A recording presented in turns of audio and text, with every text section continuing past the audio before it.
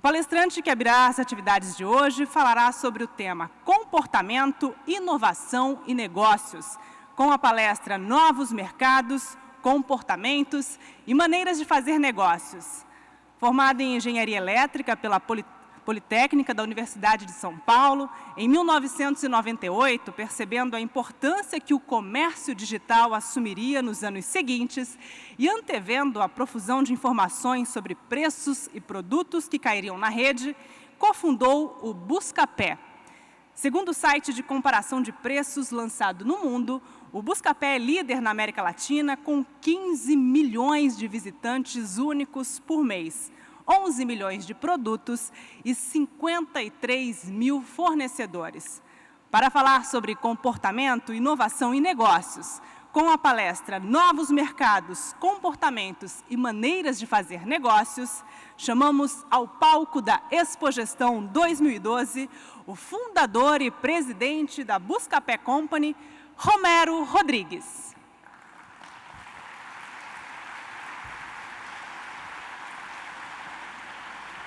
Obrigado, Camila.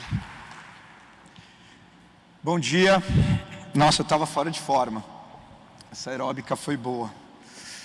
Gente, primeiro eu queria agradecer a Expogestão, principalmente o Alonso, pelo convite. Estou muito honrado de estar aqui hoje.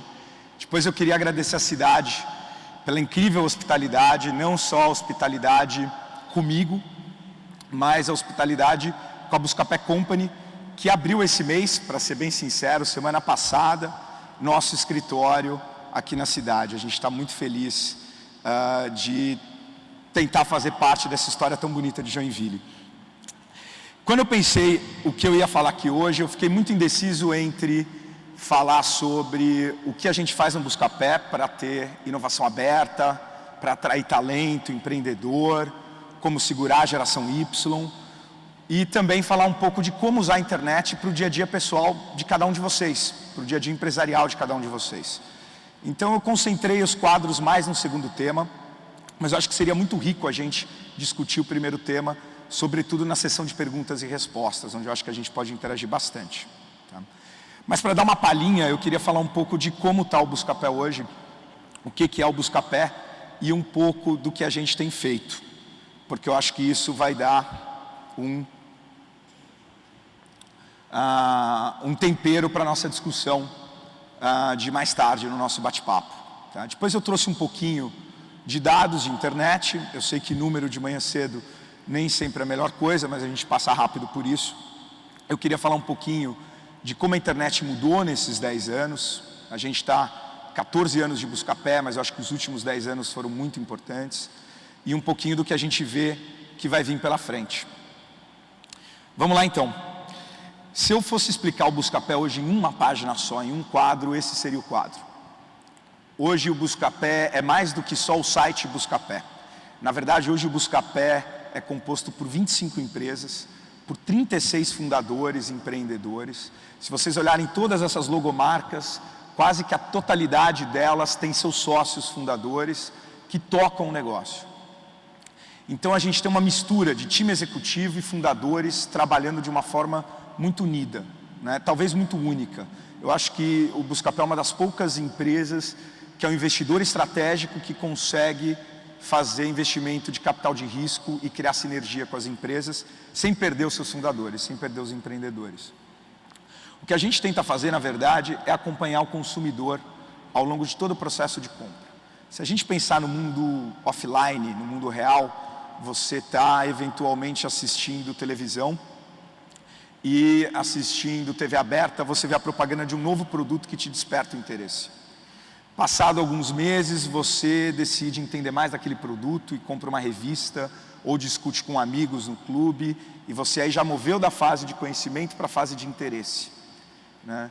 Passa mais alguns meses, você recebe o 13º, ou entra aquele bônus, vendeu o carro, você fala, bom, eu vou comprar aquele produto. Pode ser aquela TV nova, pode ser o refrigerador com 2 portas, e aí você se dirige ao shopping e já entra na fase de decisão. E lá no shopping você vai entrar em várias lojas, vai consultar os preços, vai conversar com os vendedores, vai pegar o seu cartão de crédito, transacionar, que vai passar pelo adquirente, vai sair da loja com o produto. Depois disso, existe a chance de uma empresa de pesquisa, de uma Ibope, de uma Nielsen, de uma Marplan, te pesquisar, tentar entender por que você resolveu comprar aquele produto, por que naquela loja, por que não um concorrente. E, como tudo na vida, depois de alguns anos, aquele produto está ultrapassado e você vai ter que vender aquele teu refrigerador, provavelmente você vai anunciar num jornal local. O que a gente tenta construir na Buscapé Company é, na verdade, um portfólio de marcas, um portfólio de serviços que acompanham o consumidor ao longo desse processo. Se a gente for espremer e resumir a essência do porquê existe a Buscapé Company, ela existe para dar poder ao consumidor. Não existe nenhum outro motivo pelo qual a gente trabalhe que não seja para dar poder ao consumidor. A gente acha que o consumidor pode comprar melhor, de forma mais inteligente, por um melhor preço e produtos de melhor qualidade. Embaixo disso, a gente tem um time hoje de mais de 1.000 colaboradores, na verdade 1.100 colaboradores. E é um time diferente, porque é um time jovem, metade desse time é basicamente gente de desenvolvimento de produto, desenvolvimento de negócio. A idade média da empresa é uma idade baixa, a gente tem uma idade média por volta dos 25 anos e ela não tem aumentado, né? E é uma geração muito difícil de segurar. Eu costumo brincar que gerenciar um time de internet tão grande hoje é um pouco como gerenciar gato e não como gerenciar cachorro, né? Porque todo mundo que está no Buscapé no final do dia está lá para fazer a diferença, está lá para tentar realmente seguir a nossa essência, a nossa missão. E você quer isso. E para você ter isso, você precisa de gente que te desafie, né? Então, quando você, costumo brincar inclusive com o time, quando você gerencia cachorro, é muito fácil. Você fala, senta, o cachorro senta, e dá pata, o cachorro dá pata, e deita, rola, o cachorro deita, rola. Mas gato não. Gato você fala, gatinho, senta. Ele olha para sua cara e fala, miau. Você fala, gatinho, para a direita. Aí o gatinho ronrona e sobe no telhado. Os outros dois vão para o cantinho brincar. Então o máximo que a gente pode fazer com os nossos colaboradores é uma vez por mês, ou talvez uma frequência maior, se possível, juntar todos no meio da sala e falar, gatinhos, vamos para a direita. E aí o gatinho olha para você e fala, miau. E assim vai. O fato é que, no final do dia, o que fez o Buscapé chegar aqui foram os nossos gatinhos, foram os nossos colaboradores. Eu, Rodrigo, Ronaldo, o Rodrigo está aqui, que é meu sócio, a gente fundou o Buscapé junto. Eu acho que o maior papel que a gente tem hoje é inspirar. Eu estava discutindo isso no bastidor, como o processo de gestão, de certa forma, mudou de um processo puramente de gestão para um processo de inspiração, né? Porque o gatinho, ele precisa estar inspirado para ir para o lado que você aponta. Ele não consegue ser gerido, né? E foi isso que fez a internet como ela é hoje. Isso que fez o e-commerce como ele é hoje, na verdade. E o e-commerce vem crescendo bastante. A gente tem alguns números.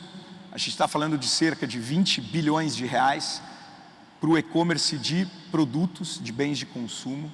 Não está incluso nisso toda a parte de turismo, não está incluso nisso automóvel, não está incluso nisso B2B, não está incluso nisso produtos usados. Isso são produtos novos, são caixas enviadas, entregues. O mais interessante é o crescimento. O e-commerce vem crescendo a 30%, 35% todo ano. Ano passado cresceu 26%, o que é um número muito bom, um número muito positivo, principalmente porque, se a gente lembrar, em 2010 a gente teve Copa do Mundo, a gente teve isenção de IPI no primeiro semestre, para toda a parte de eletrodomésticos. Então 2010 já tinha sido um ano muito quente, né? E o mercado esperava um 2011 mais morno, e mesmo assim 2011 foi muito positivo. 2012 segue crescendo com uma tendência de 25% a 30%, e isso não tem muito por que parar. E eu vou explicar um pouco do porquê que não vai parar tão cedo. A gente vai falar disso mais para frente. Bom, o número de pessoas que já compraram pelo menos uma vez na internet vem crescendo. No último ano foram quase 10 milhões de novos compradores online. A gente está chegando aí na casa dos 32. Na prática a gente já passou esse número de final de 2001. Isso significa que a gente tem um novo consumidor na internet. A gente tem hoje uma pessoa que antes utilizava a internet só para pesquisa, que hoje está comprando na internet. Mais do que isso, você tem novos modelos de negócio surgindo, né? A todo momento, uma coisa nova surge. O mercado de compras coletivas eu coloquei aqui só para ilustrar como um exemplo bem interessante. No ano de 2010, não existia em janeiro nenhum site de compra coletiva. Os sites começaram a surgir no meio do ano, ou seja, em 2010 é um mercado que tinha iniciado tamanho 0, e é um mercado que terminou 2011 faturando 1,6 bi de real, do zero. Um mercado que nunca existiu cultura no Brasil, isso é o mais curioso. O americano adora cupom, né?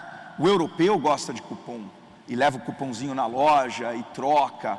No Brasil, vários jornais tentaram, várias empresas tentaram, ninguém tinha destravado o modelo de cupom. E o e-commerce foi o primeiro a destravar. Um dos motivos, na nossa visão, do mercado de compra coletiva ter crescido tão rápido e de forma tão espantosa, foi, na verdade, a falta de necessidade logística.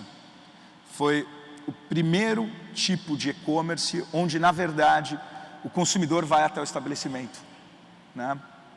O on to off, como falam. Então eu compro o meu cupom num site de cupons e eu vou até o estabelecimento. Então eu não preciso usar uma estrutura logística para distribuir o produto, a caixinha, até o consumidor.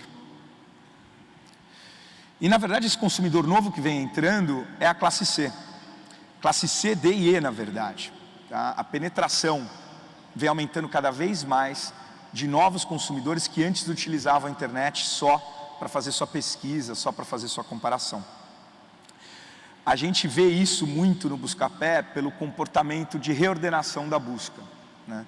Naturalmente, a busca, no Buscapé, quando você faz uma pesquisa de preço, você tem os resultados, quem vem listado primeiro por um determinado produto é a loja, que no caso está pagando para estar destacada, mas se o usuário reordenar por preço, ele vai ter um resultado completamente isento, completamente idôneo pelo menor preço.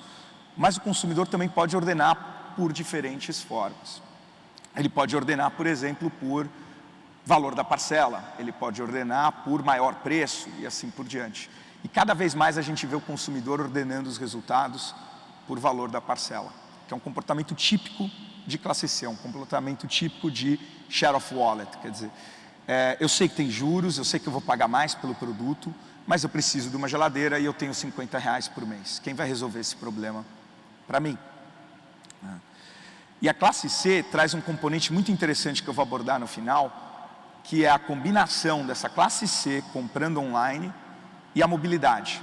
O fato de cada vez mais você ter pessoas com smartphone na rua, né? Os planos de dado com preço caindo todo mês, e eu acho que isso vai trazer um mundo novo. Um mundo novo não só para quem faz e-commerce, mas principalmente para quem está fora do e-commerce. Aqui um pouquinho mais, só para confirmar os dados, então vocês podem ver a faixa verde crescendo, a faixa vermelha crescendo, que são compradores que têm renda familiar inferior a R$3.000. E a grande pergunta é, bom, o que a gente faz agora? O que é essa tal de Web 2.0? Tem várias formas de definir a Web 2.0. Então, eu peguei um quadro aqui do Adam Ada, e ele fala que a Web 1.0 é leitura, a Web 2.0 é escrita.